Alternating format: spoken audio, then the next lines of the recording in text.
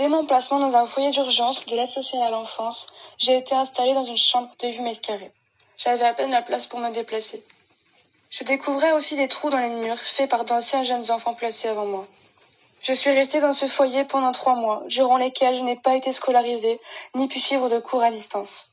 Les raisons qui m'ont été données pour cette non-scolarisation étaient que j'étais une petite fille blonde de 12 ans, qui pouvait dans les écoles des quartiers difficiles s'attirer des ennuis, ce que je ne comprenais pas. Je passais donc mes journées toute seule à faire du patin à roulettes dans le parc et à jouer à la console. Dans ce foyer, les douches étaient mixtes, et devant le manque de surveillance, je ressentais de la peur à chaque fois que je devais prendre ma douche.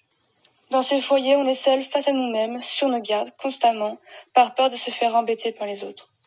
J'ai été séparée de ma famille brutalement, et j'ai eu droit à ma première visite médiatisée 1 mois après mon placement. J'ai vécu cette séparation comme un déchirement. Plus tard, dans les semaines qui ont suivi, j'avais le droit à un coup de téléphone 2 fois par semaine, toujours sur la surveillance constante des éducateurs. Celui-ci mettait le téléphone sur haut-parleur, et je ne pouvais pas parler librement à ma mère, par peur des représailles.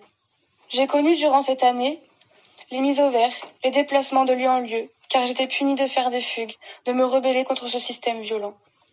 Cette épreuve m'a donné la force de me battre, malgré un parcours scolaire très chaotique, dû au dysfonctionnement de l'ASE, de poursuivre néanmoins mes études.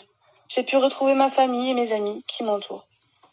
Devenue majeure, je témoigne aujourd'hui pour que les enfants qui doivent être pris en charge par la protection de l'enfance ne subissent pas les mêmes choses, les mêmes non-respects de leurs droits, comme celui d'aller à l'école, de voir sa famille et ses amis, et de n'être pas stigmatisés, discriminés le reste de leur vie.